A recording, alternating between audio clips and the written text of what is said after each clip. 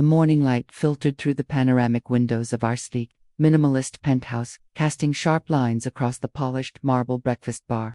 My espresso cup sat steaming, a silent sentinel to the suffocating tension that hung in the air. This should have been a peaceful start, but the argument from the night before still lingered, a thick, acrid fog refusing to dissipate. Mark, my husband, paced back and forth across the gleaming hardwood, his irritation palpable in every heavy tread. His sister Sarah had demanded financial help yet again, a familiar echo in our perfectly curated lives. This wasn't the first time, and I knew it wouldn't be the last. She wanted access to my inherited investment portfolio, funds meant for my architectural firm's expansion.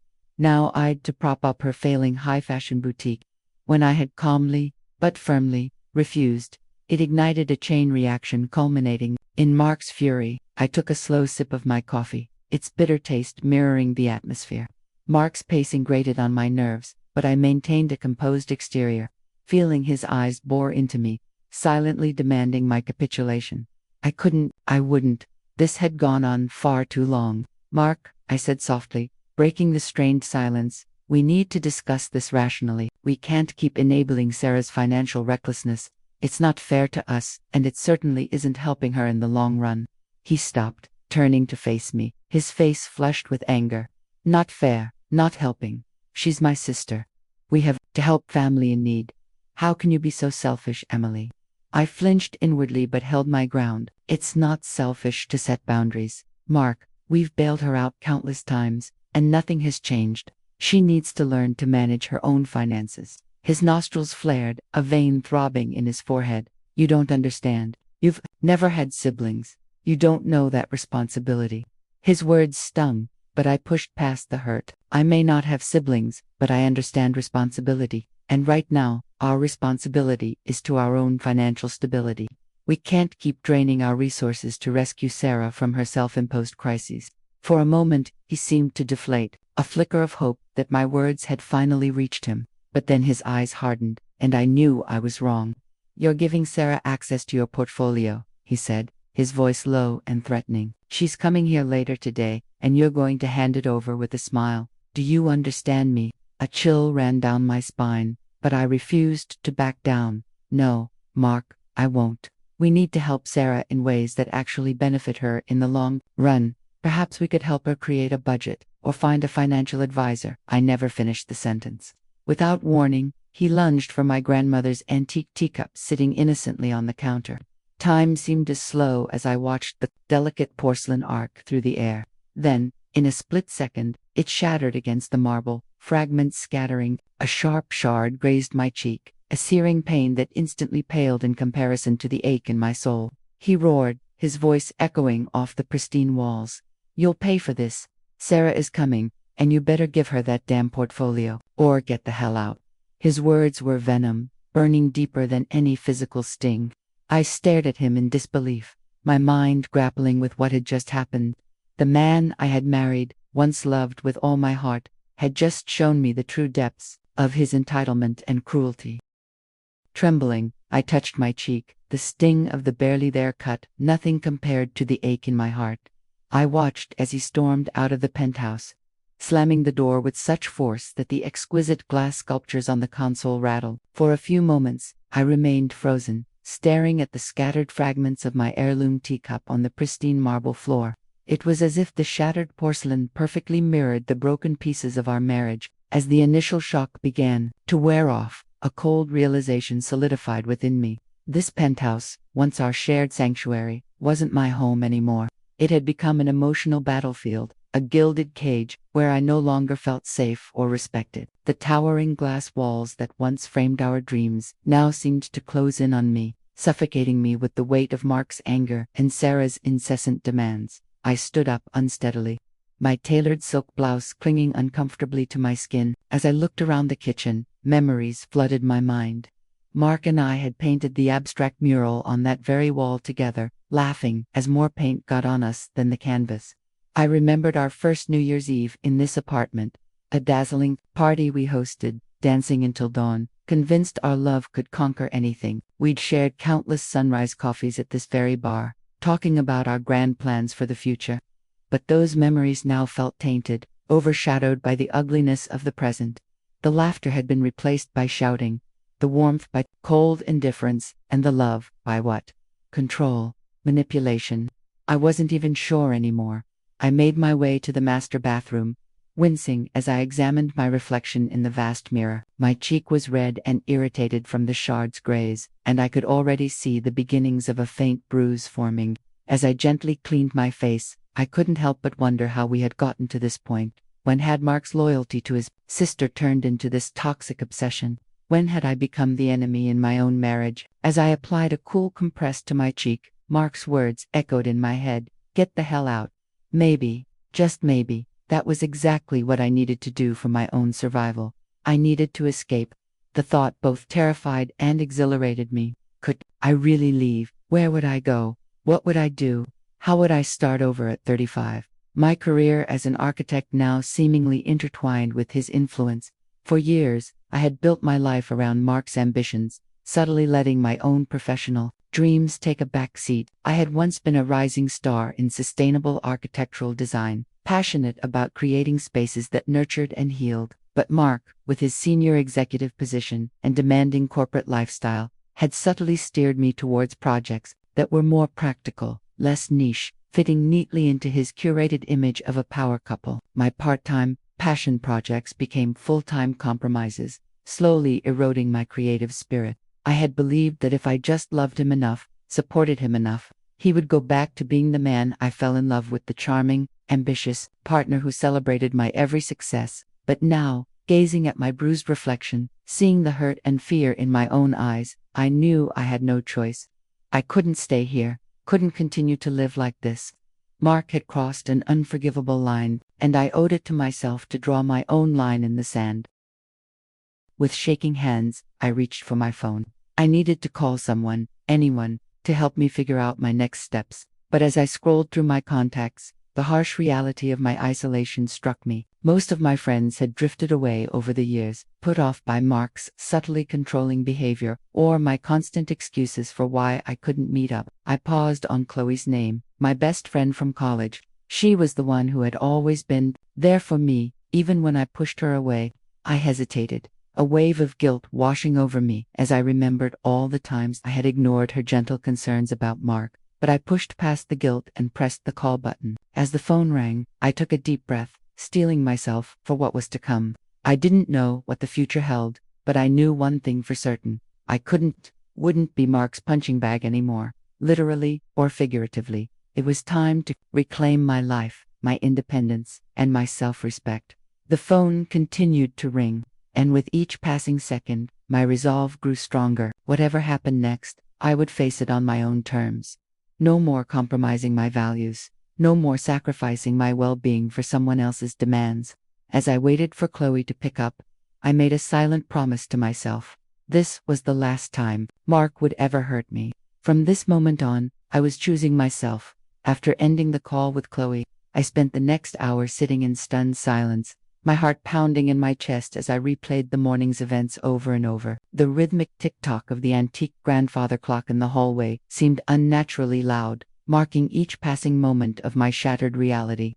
I glanced around the living room, taking in all the shared memories that surrounded me. The abstract art on the walls chronicled our relationship, from our first romantic getaway in Santorini to our extravagant wedding day on the Amalfi Coast. The custom-designed furniture, chosen together from that little avant-garde gallery in Paris, now felt like silent witnesses to the slow decay of our marriage. How had we gone from that happy, in-love couple to this? My eyes fell on the sleek coffee table where a framed photo of Mark and me on our honeymoon stood. I reached out and picked it up, running my fingers over the glass. We were on a gondola in Venice, both of us laughing as Mark tried to take a selfie while the gondolier rolled his eyes in the background. I remembered how carefree and full of hope we were, how certain I was that our love could conquer anything. A single drop of water splashed onto the glass, and I realized I was crying. I set the photo face down on the table, unable to look at it anymore. This penthouse, once our sanctuary, now felt like a prison. The glass walls seemed to be closing in on me, every corner holding a memory that now felt tainted. I raised my hand to my cheek, still feeling the phantom sting of the teacup shard on my skin. The pain was a constant reminder of how far we'd fallen, of the line Mark had crossed. This was the final straw. There was no going back from this. With that thought, a strange calm settled over me. The decision I'd been struggling with suddenly became crystal clear. I needed to leave, not just for now, but for good. Once my decision was made, I sprang into action. I headed to our master bedroom, my bedroom, and opened the walk-in closet. I grabbed the first suitcase I could find, an old designer carry-on we'd bought for a weekend trip to Milan. As I pulled it out, a cascade of forgotten architectural sketches tumbled from the top shelf, spilling their contents across the floor. I knelt to clean up the mess, and a small, antique wooden box caught my eye. With trembling hands, I opened it to find my grandmother's pearl earrings, the matching set to the shattered teacup, a gift from Mark for our first anniversary. I remembered how proud he'd been, how he'd saved for months to buy them for me. For a moment, I was tempted to leave them behind, but then I thought, no, these are mine. He doesn't get to keep any part of me anymore. I tossed the earrings into the suitcase and began throwing in as many clothes and essentials as I could manage. My hands were shaking, but my mind was startlingly clear. It was as if a fog had lifted, and I could finally see the path ahead of me. I moved through the penthouse with purpose, gathering the things I couldn't bear to leave behind. My laptop where I kept all my new architectural designs, the worn leather-bound journal where I sketched out my most private ideas, the small box of cherished letters from my parents who had passed away years ago. Each item I packed felt like a declaration of freedom, a reclaiming of the parts of myself I'd let Mark overshadow. In the kitchen, I hesitated before opening the hidden compartment behind the custom cabinetry.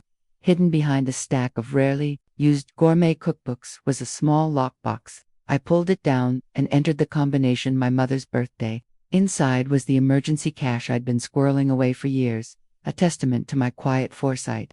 It wasn't much, but it would be enough to get me started. As I stuffed the cash into my designer tote, I caught sight of my reflection in the polished surface of the built-in espresso machine.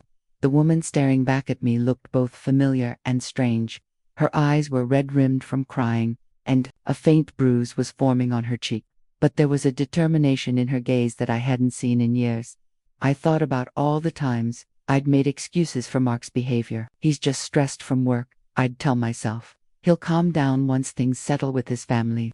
I'd believed that if I just loved him enough, supported him enough, he'd go back to being the man I fell in love with. But now I realized that man might never have existed. The Mark I loved was a construct of my own hopes and dreams, not the reality standing before me. I moved to the study, gathering important documents, my birth certificate, social security card, property statements. As I rifled through the filing cabinet, I came across our marriage certificate. For a moment, I stared at it, remembering the day we stood before our friends and family, promising to love and cherish each other. How hollow those vows seemed now. On impulse, I grabbed a pen and drew a thick black line through our names. It wasn't legally binding, but it felt cathartic. This marriage was over, and I was reclaiming my identity. As I placed the final items into my car, I looked back at the penthouse. We had spent 6 years there, building what I thought was a life together. Now all that remained was bitterness and betrayal. I had given so much of myself to Mark, compromising my dreams, my friendships, even my sense of self. But no more. I thought about leaving a note, explaining why I was going, but what was there to say that Mark didn't already know? He had made his choice when he shattered that teacup. Now, I was making mine. My chest felt heavy as I slid into the driver's seat, but there was also an inkling of hope. I wasn't just running away. I was choosing myself for the first time in years. The road ahead was uncertain, but it was mine to navigate. As I turned the key in the ignition, I heard Mark's voice in my head. "Sarah is coming here later." The audacity of it all hit me anew. In Mark's world, my sacrifices were just expected. My comfort, my safety, and now my financial independence didn't matter to him.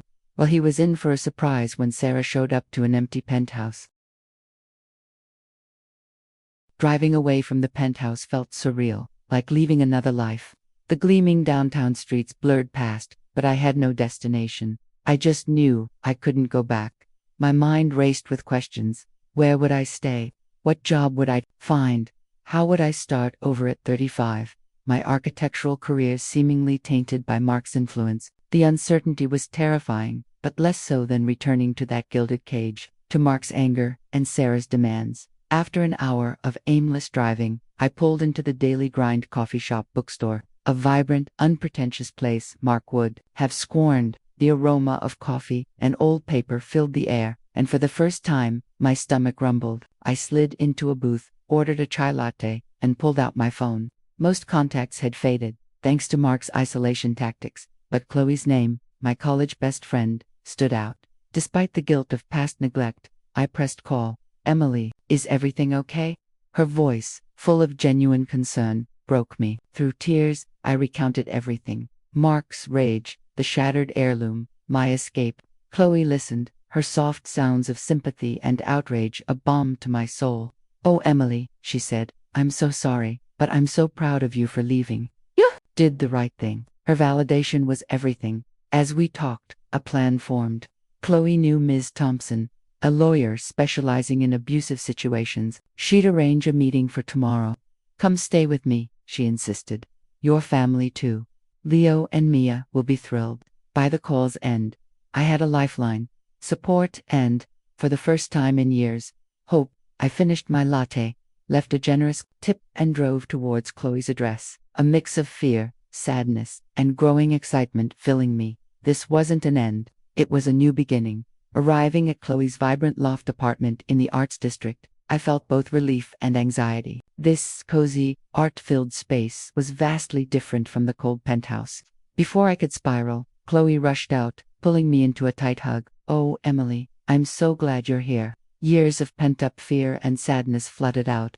She just held me, whispering, "You're safe now. We've got you." David, Chloe's husband, emerged, offering a simple, "Welcome, Emily. Coffee's brewing." Inside, the apartment was warm, filled with the cheerful chaos of Leo and Mia. Their innocent affection was a balm over coffee. Chloe listened as I shared more details of Mark's insidious control. "I feel so stupid," I confessed. "I should have left years ago."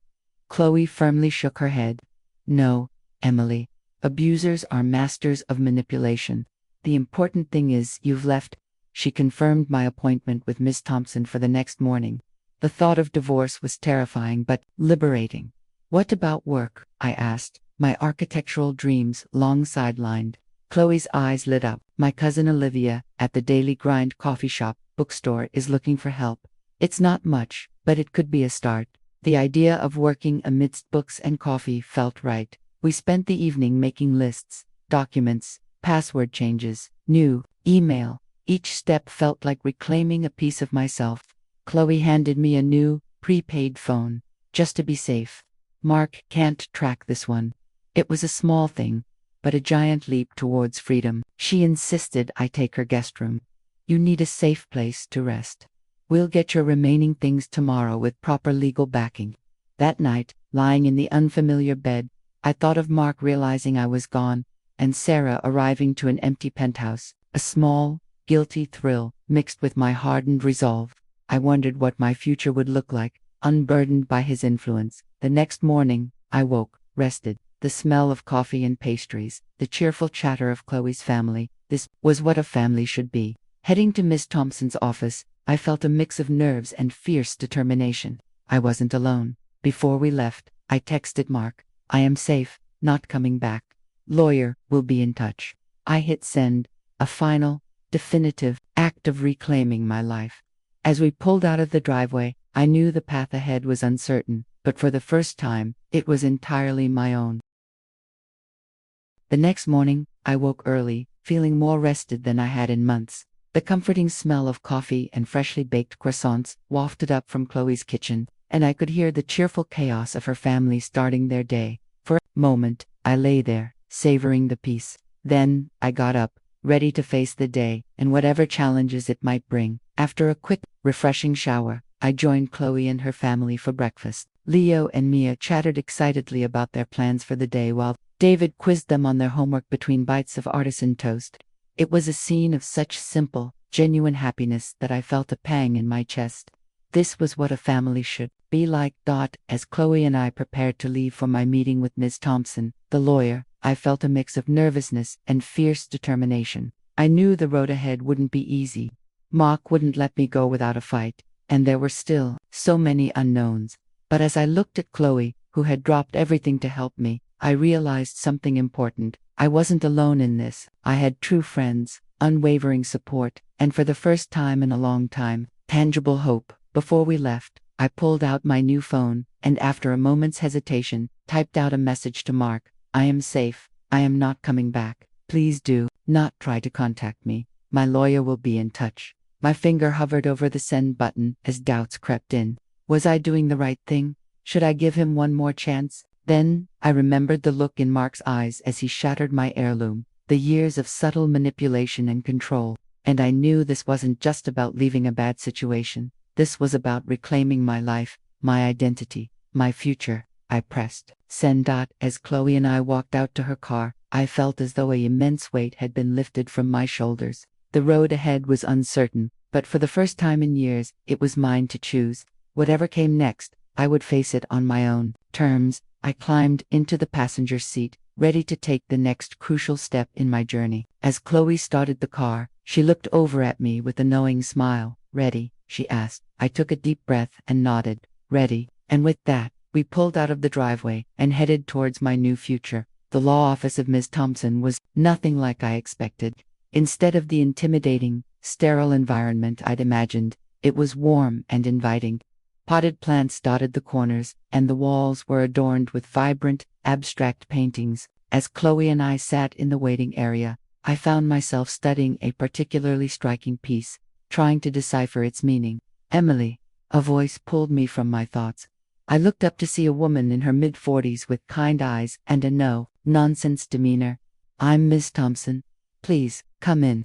As we settled into her office, Miss Thompson's eyes immediately zeroed in on the fading bruise on my cheek. Her expression softened. Chloe filled me in on the basics. She said gently, but I'd like to hear everything from you if that's okay. For the next hour, I poured out my story. Miss Thompson listened attentively, occasionally asking for clarification or jotting down notes. When I finished, she leaned back in her chair, her face a mix of sympathy and steely determination. Emily, she said, her voice firm but kind, what happened to you is not okay. It's abuse, plain and simple. But you've taken the first and hardest step by leaving. Now, let's talk about how we're going to protect you and your future. Over the next few hours, Ms. Thompson laid out a comprehensive plan. We would file for divorce immediately, citing irreconcilable differences and Mark's abusive behavior. She explained the process of obtaining a restraining order and how we could potentially secure temporary alimony to help me get back on my feet. What about the penthouse? I asked, thinking of the home Mark and I had shared for 6 years. Miss Thompson's eyes gleamed. Actually, I have an idea about that. Given Mark's behavior, we might be able to get you exclusive use of the penthouse temporarily. It could give you significant leverage in the divorce proceedings. The thought of returning to that place made my stomach churn, but I understood the strategic value. Still, there was something else nagging at me. His sister Sarah, I said, hesitantly. She's been a big part of our problems. Mark said she was coming to the penthouse to get access to my inherited investment portfolio. Ms. Thompson nodded thoughtfully. We'll need to address that too. Financial abuse is a serious issue. We'll make sure to protect your assets and credit. As we wrapped up the meeting, I felt a mix of emotions. Fear, uncertainty, but also a growing sense of empowerment. Miss Thompson had given me a roadmap, a way forward that I couldn't see before. Remember, Miss Thompson said as we stood to leave, you're stronger than you know. It won't be easy, but you can do this. And you don't have to do it alone. Back at Chloe's loft, we sat at the kitchen island, going over everything Miss Thompson had told us. Chloe was busy making a list of things we needed to do, her innate organizational skills coming in handy. Okay, she said, tapping her pen against the paper. We need to gather all your important documents, change all your passwords, and start documenting everything. Oh, and we should probably think about getting you some new clothes and essentials. I nodded, feeling overwhelmed but incredibly grateful for her help. Chloe, I said softly, I don't know how I'll ever repay you for all this. She reached across the island and squeezed my hand. You don't have to. That's what friends are for. Besides, she added with a grin, I always knew Mark was a jerk. It's about time someone took him down a peg. We spent the rest of the afternoon making calls and sending emails. I canceled my joint credit cards, changed the passwords on all my online accounts, and even set up a new, untraceable email address. With each step, I felt like I was reclaiming a piece of myself. As evening approached, Chloe's phone buzzed. She glanced at it, then looked at me with a mixture of excitement and apprehension. "It's Olivia," she said, "about the coffee shop bookstore job. She wants to know if you can come in for an interview tomorrow." My heart raced. The idea of working in a place surrounded by stories and creative energy had always been a quiet dream of mine, one that Mark had dismissed as impractical. Now, here was a chance to make it a reality. "Yes," I said, surprising myself with the firmness in my voice. "Tell her, yes." That night, as I lay in the guest bed, my mind was a whirlwind of thoughts. I thought about Mark, wondering if he was worried about me or just consumed by anger. I thought about Sarah, imagining her shock when she arrived at an empty penthouse. Part of me felt a twinge of guilt, but a larger part felt gloriously free. The next morning, I woke early, nervous energy thrumming through me. Chloe helped me pick out an outfit for the interview, a simple, elegant blouse and tailored trousers that made me feel both professional and true to myself. The Daily Grind coffee shop bookstore was everything I'd imagined and more. Shelves lined with books stretched from floor to ceiling, the air filled with the comforting smell of paper and freshly brewed coffee. Olivia, Chloe's cousin, was a bubbly woman with a pixie cut and an infectious laugh. "So," she said after we chatted for a while about books and my experience, "Chloe tells me you're in a bit of a tough spot." I hesitated, unsure how much to share, but Olivia's kind eyes and open expression made me feel safe. "I'm leaving my husband," I said, the words still feeling strange on my tongue. "I need a fresh start." Olivia nodded, her expression serious. "Well, I can't offer you much in terms of salary, at least not to start. But what I can offer is a safe place to work, flexible hours, and a chance to be surrounded by books and inspiring people all day." "How does that sound?" It sounded like heaven. "When can I start?" I asked, unable to keep the eagerness out of my voice. Olivia laughed. "How about next Monday? That'll give you some time to sort things out." As I left the bookstore, clutching my new employee handbook, I felt a surge of hope. For the first time in years, I was making decisions for myself, charting my own course. But my newfound optimism was shortly lived. When I returned to Chloe's loft, I found her pacing in the kitchen, her face tight with worry. "What's wrong?" I asked, my heart sinking. Chloe hesitated, then handed me her phone. On the screen was a series of text messages from Mark. My blood ran cold as I read them. "Where is she?" the first one demanded. "I know you're hiding her." The messages grew increasingly aggressive, culminating in a final threat. "If she doesn't come home by tonight, I'm coming to get her myself." I felt the room spin, my knees threatening to give out. Chloe steadied me, guiding me to a chair. "It's okay," she said firmly. "He doesn't know you're here. We won't let him near you." But I knew Mark. Once he set his mind to something, he wouldn't stop. The thought of him showing up here, endangering Chloe and her family, made me sick. "I need to go," I said, my voice shaking. "I can't put you in danger." Chloe shook her head vehemently. "No way. We're in this together. Besides," she added, a glint of determination in her eye, "I have an idea." She quickly dialed a number on her phone. "Ms. Thompson, it's Chloe. We need your help. How quickly can you get that restraining order?" As Chloe talked to Ms. Thompson, explaining the urgent situation, I sat at the kitchen island, my mind racing. I thought about everything that had happened in the past few days: leaving Mark, reconnecting with Chloe, meeting with Ms. Thompson, the job at the bookstore. I'd come so far. I couldn't let Mark drag me back now. A daring plan began to form. In my mind, it was risky, perhaps even a bit cruel, but as I thought about Mark's threats, about all the years of control and manipulation, I knew it was necessary. When Chloe hung up the phone, I took a deep breath.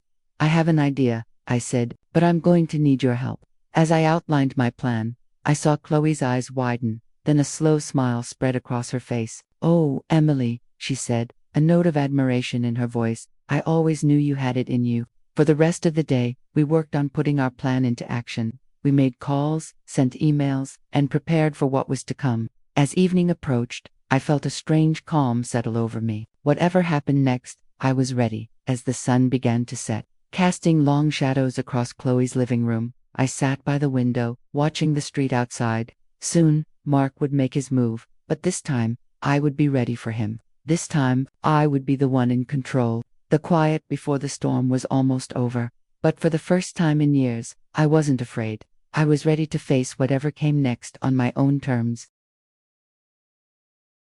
The sun began to set, painting the sky in fiery hues. As Mark's sleek black Audi pulled into Chloe's driveway, Sarah beside him, my heart pounded, but I was ready. "They're here," I whispered to Chloe, who nodded reassuringly.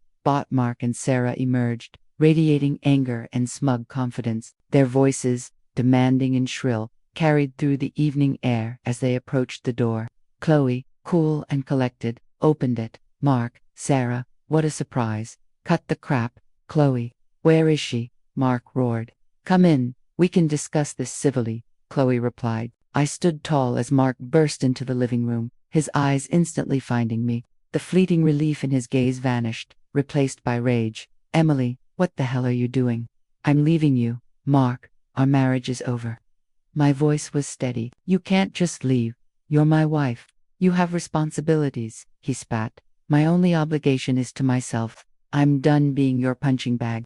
Done watching you prioritize your sister's whims," I countered. Sarah erupted, but Chloe swiftly interjected. "This is between Emily and Mark. You have no say, Sarah. Stay out of this." "Chloe, this is family business," Mark snarled. "Family?" I laughed, a bitter sound. "Is that what you call shattering my heirloom teacup? Demanding my inherited portfolio for your sister?" Mark stumbled, briefly discomfited, but quickly rallied. "You're exaggerating. It was an argument. Come home. We can fix this." "No, Mark, there's no fixing this. My decision is final. You can't just decide that," he shouted, stepping toward me. Just then, Miss Thompson stepped into the doorway, commanding attention. "That's far enough, Mr. Campbell. I'm Emily's attorney, and I suggest you step back." Mark's shock was comical. "Attorney? Emily, what is this?" "It's exactly what it looks like. I'm filing for divorce." Sarah gasped dramatically. "Divorce? Mark, do something." But Mark was frozen. Miss Thompson continued. "Mrs. Campbell has retained my services. All future communication goes through me." Mark spluttered. "This is ridiculous. You can't just get a divorce without talking to me." I believe the shattering of her family heirloom was the end of that conversation. "Mr. Campbell," Miss Thompson coolly stated. Mark paled, then flushed. "That was an accident. Save it for court, Mark." "I'm done with your excuses," I interrupted. Sarah, surprisingly quiet until now, piped up. "What about me?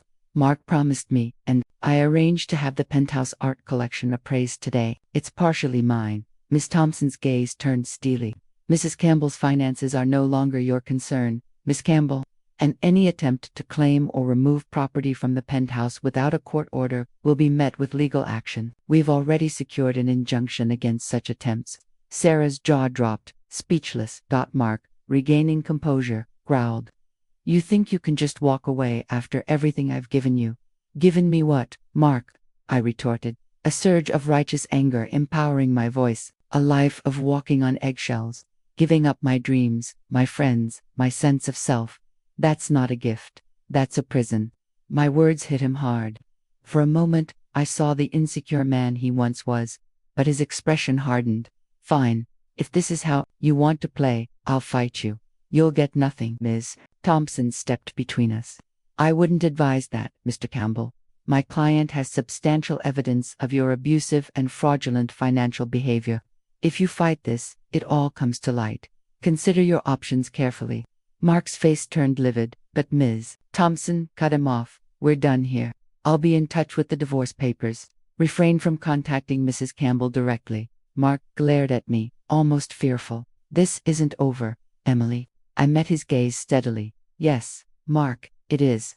With a final, furious look, Mark stormed out, Sarah trailing, utterly defeated. My knees buckled with relief. Chloe was instantly at my side, hugging me. "You did it. I'm so proud." Miss Thompson commended my strength. "This is just the beginning, but you've taken the hardest step. We'll handle the rest." As she left, I sat processing. The dreaded confrontation was over. I'd survived, and I'd stood my ground. Chloe brought tea. "How are you feeling?" she asked gently. "Relieved, scared, but undeniably free. I admitted. She squeezed my hand. That's normal. It's a massive change, but you're not alone. As the adrenaline faded, a small, bright spark of hope ignited within me. I was free to shape my future. I was going to thrive. The weeks following my powerful confrontation with Mark passed in a blur of crucial paperwork, strategic meetings, and profound emotional upheavals. Each day brought new challenges, but also small, hard-won victories that I cherished. I found myself marking these milestones, no matter how minor they seemed. The first night I slept through without nightmares. The first time I laughed without feeling a pang of guilt. The first full day I didn't think about Mark at all. Chloe had insisted I stay with her family until I got back on my feet. Despite my protests about imposing nonsense, she'd said firmly. That's what friends are for. Besides, the kids absolutely love having you here. And it was true. Leo and Mia had taken to calling me Aunt Emily, eagerly including me in their games and fantastical stories. Their innocent affection was a soothing balm to my still healing spirit. By my job at the Daily Grind coffee shop bookstore quickly became my sanctuary. Olivia was a patient and incredibly understanding boss, always ready with a kind word or a perfectly brewed chai latte when I seemed overwhelmed. The quiet rhythm of shelving books, recommending titles to eager customers, and losing myself in the fresh pages of news stories helped to ground me when everything else felt chaotic. One rainy afternoon, about 2 months after I'd left Mark, I was restocking the fiction section when a familiar title caught my eye. The Awakening by Kate. I remembered reading it in college, how the story of Edna Pontelier's journey to self-discovery had resonated with me even then. On impulse, I pulled the book from the shelf and began to reread it. As I immersed myself in Edna's struggle for independence, her fierce desire to live life on her own terms, it all felt achingly, personally familiar. When I reached the part where Edna declares, I would give up the unessential, I would give my money, I would give my life for my children, but I wouldn't give myself, tears sprang to my eyes. Olivia found me like that, crying silently in the middle of the fiction aisle. Without a word, she simply sat down next to me, offering a tissue and a comforting, silent presence. When I'd calmed down enough to explain, she listened thoughtfully. You know, she said after a moment, her voice soft, books have a way of finding us when we need them most. Maybe this is your awakening, Emily. Her words stayed with me long after my shift ended that night. As I lay in bed in Chloe's guest room, I found myself thinking about all the parts of myself I'd given up during my marriage to Mark, my architectural designs for sustainable living, my dreams of solo travel, even my favorite bold flavors in cooking. All had been subtly sacrificed, in the name of keeping the peace, of being the perfectly compliant wife he wanted me to be. The next morning, I woke with a sense of purpose I hadn't felt in years. I dug out my old laptop from the bottom of my suitcase, and for the first time in ages, I began to write. The words poured out of me, messy, raw, and real. I wrote about my marriage, about the slow, insidious erosion of my self-esteem, about the precise moment I decided to leave. It wasn't pretty or polished, but it was profoundly mine. As the days turned into weeks, I fell into a new, comforting routine. My mornings were for writing, pouring my thoughts and feelings onto the page before the rest of the world woke up. Then, I'd head to the Daily Grind.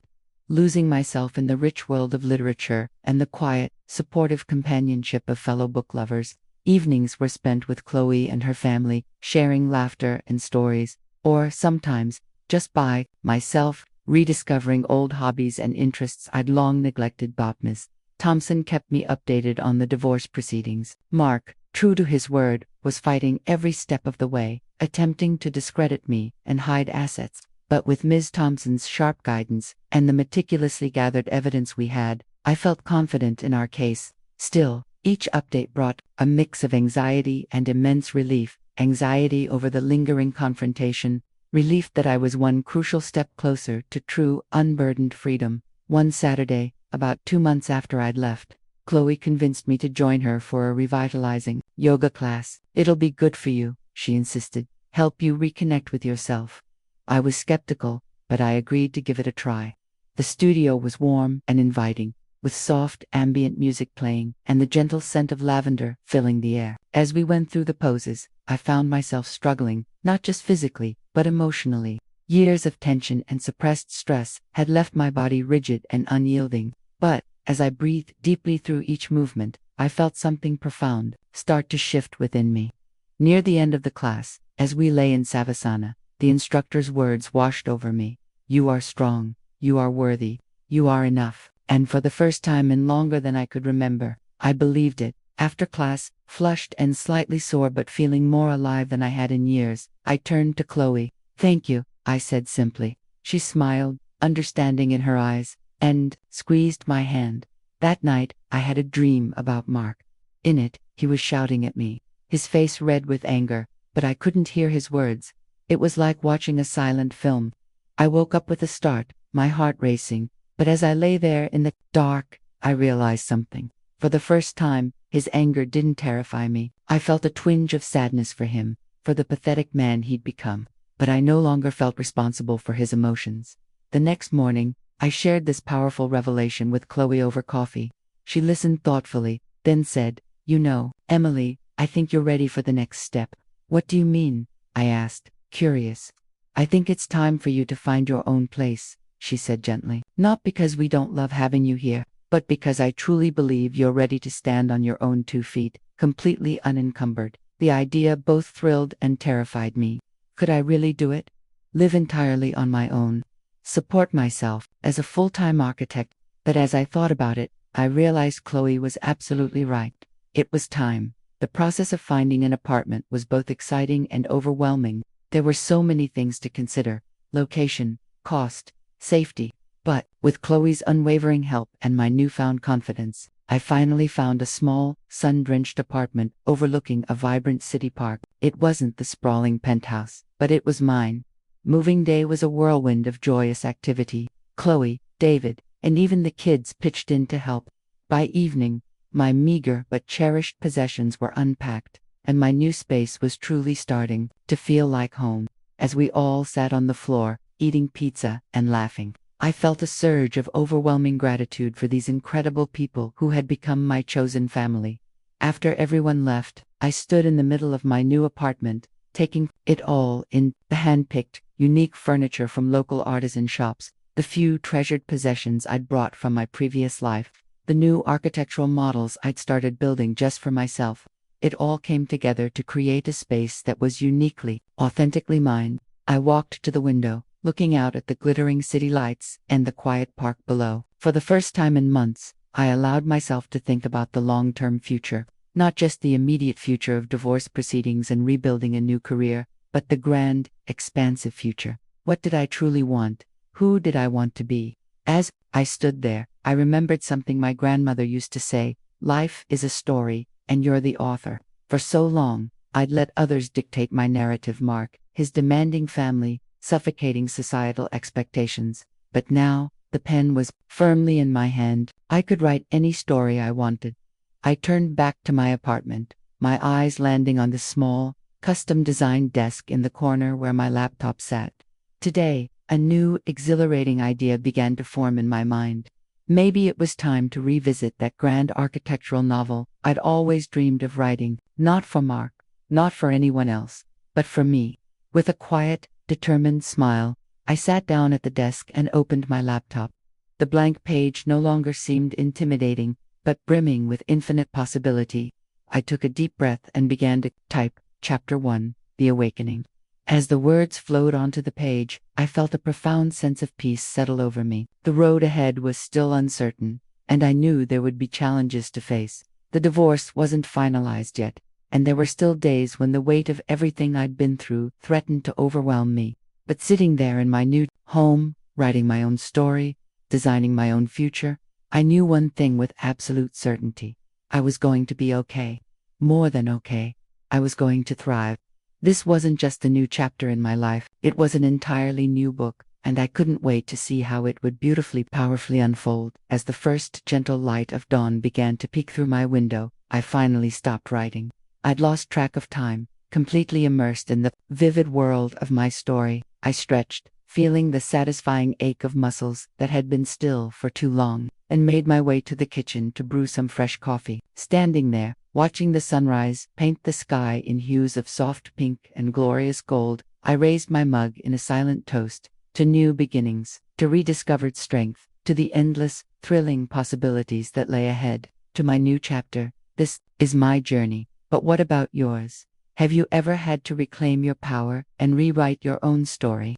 Share your thoughts and experiences in the comments below. And if this story resonated with you, please like this video and subscribe to our channel for more empowering narratives.